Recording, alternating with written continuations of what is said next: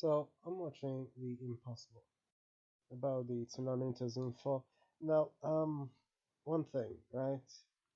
At one point, the mother is just clinging to a tree and screaming. Right now, obviously movies do all sorts of artistic license thing, and this is one of the most, I suppose, it doesn't need to be absolutely biographical, but I don't know. If somebody does that in real life, though, it'd be really stupid, wouldn't it? I mean, there's water all over with mud in it and who knows what else, and you're opening your mouth? And this is besides the fact that it's absolutely awful when anyone screams in a movie, because, I mean, unless you're not watching with headphones on, then, with headphones on, so it's really annoying, obviously, right? That's a given. It's a surprise I watch any horror movies at all, considering they seem to equate screaming with horror movies generally, scream queens, etc.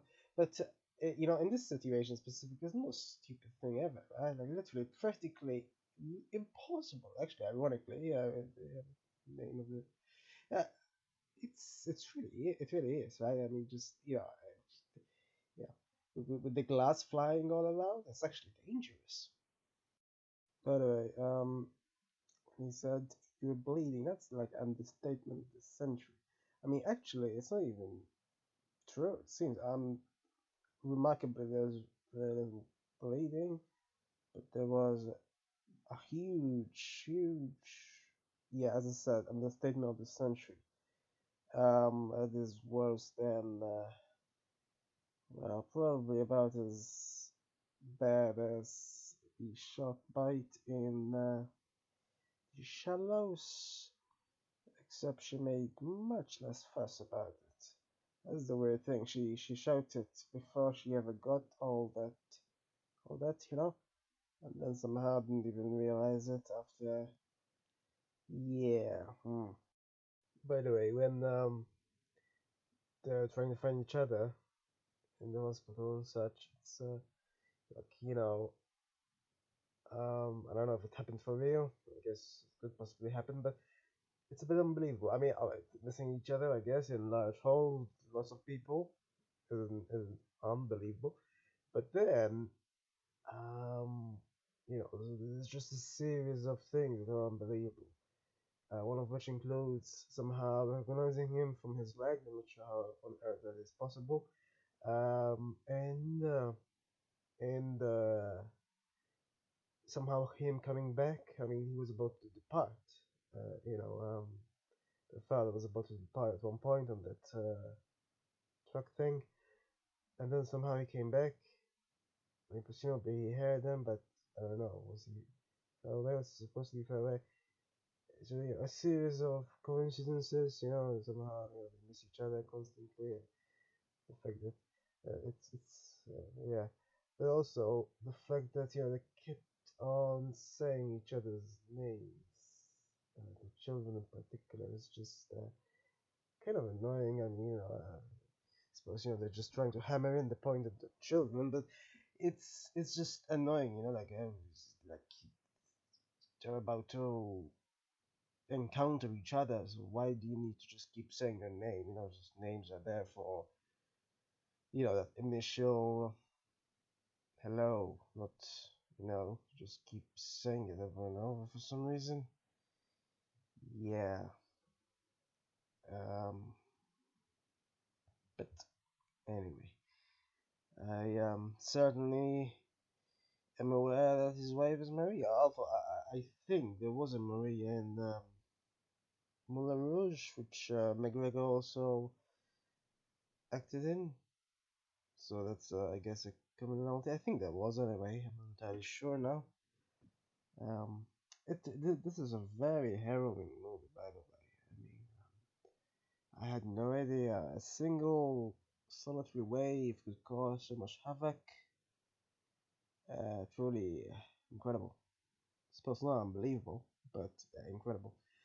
Um, I guess if you have nuclear stations around, it could cause even more havoc, like what happened a few years ago in Japan. So Yeah, tsunamis can be devastating. But all of this is quite something. And the randomness of it all as well, how random it is, you know. I mean, any one of them could be in the state that their mother is in, but it's just random that they weren't because somehow, it's a slight bit unbelievable though that the two younger children somehow were so little affected. I mean, they have some smudges or whatever, but it's that's quite unbelievable. I mean, it's because they were there as well when they near the others. So how on earth did they come away from that so unscathed? Saying that it's a powerful movie, so I mean, saying it's not powerful, very harrowing still, though. That's the thing. Of course, it's a biopic essentially, a historical thing that happened. So nobody can say otherwise. I mean, it was harrowing in real life. It's harrowing in a movie. The problem is though when it comes to this. I mean, obviously motivations still matter in the sense. I mean, it's not with regards to. I mean, you know, not so much motivations in terms of whatever the people were there for. I mean, they were there just to have a holiday, so nobody can blame them for that. Certainly, um, I'm just saying. Though, in terms of if one compares sort of historical movies, one can say, um, like for example, right, um, Lone Survivor. I think I got that first word right there. Is also very harrowing. Uh, it's similarly gory, but you know what? In terms of motivation, I mean, it is still historical, so nobody is saying no. But in terms of motivation, I mean, these people were just for holiday here. They weren't actually trying to bother anyone, and then a natural thing happens. So honestly, in terms of this, this shows chaos. But, in Lone Survivor, they were just trying to. They were actually there to kill others themselves. So how can anyone just go and feel for someone who wanted to kill others in the first place?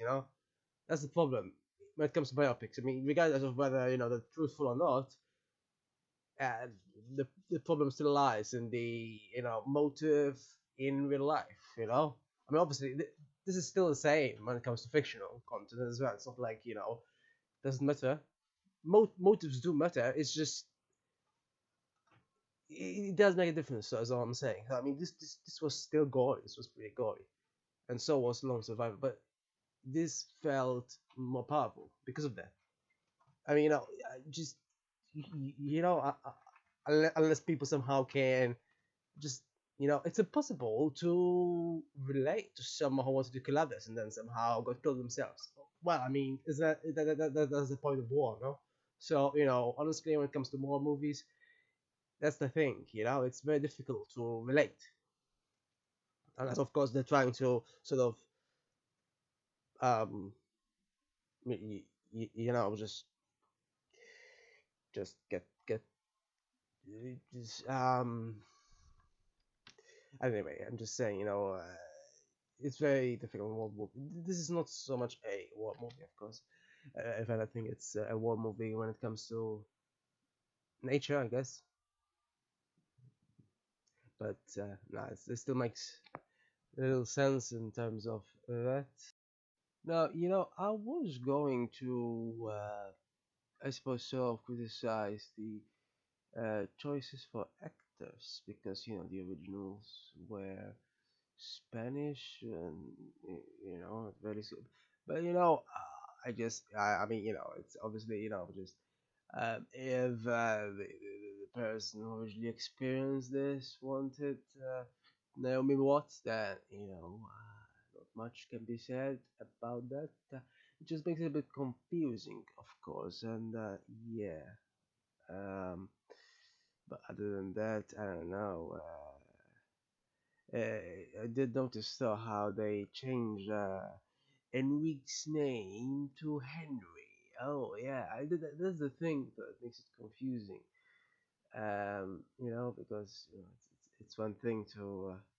I suppose they thought Maria is usually also used in non-Spanish countries, but not Enrique. I suppose it's usually almost exclusively. I suppose Henry is the yeah sort of. I mean, it is equivalent, I suppose, but still not his actual name. It's a bit confusing. Otherwise, the children had the same names as well, pretty much, except for the accents. It seems the well, both kinds of accents, I suppose. I'm assuming. I don't know, but anyway, it's still a bit yeah. I mean, anyway, it is strange though. One has got to admit because it had a mostly Spanish stuff. The credits list was full of Spanish people, and it was filmed in Spain a bit, and then a bit, most of it, I'm assuming, actually, was in Thailand, where the tsunami occurred. Um, but then the actors somehow were mostly British. I'm not sure why. Um, but whatever, I guess. Um, so yeah, I mean, just ultimately, one thing that is strange that I just read is the fact that, well, I mean, I didn't know that supposedly a tsunami sounds like a jet. Yeah. I'm not sure if the fact that it's so huge changes the sound. Would have thought it sounded like a wave, though, watery, but jet has a much more um, solid sound, doesn't it? As opposed to the sound of water. So that's why it began with jet, I guess. But in the end, so this is the problem. I mean, it's relentless. It's absolutely relentless. So, I mean, yeah, it's a real true story. I mean, sure, in reality, they actually spent a few days. Yeah. They did condense nearly 2 hours. I think it was nearly 2 hours in no, I mean the other way around. They condensed 3 days in nearly 2 hours. So in reality, it's 3 days, which is obviously much more. But even with just 2 hours, it's absolutely relentless. Honestly not sure how people. I mean, you cannot say anyone can simply enjoy this. It's enjoy wouldn't be the right word. Nor it would nor would entertainment be in the equation here. I think just isn't. It's quite relentless. I don't know. Maybe they could have sort of cut a bit of the hospital scenes. There were quite a lot. I mean, finding the son of the guy, although he only found one, despite collecting a list of names. But yeah, reconnecting them was interesting. But other than that, there is still a lot of running around and such. Other than that, though, yeah, meeting with Chaplin's daughter.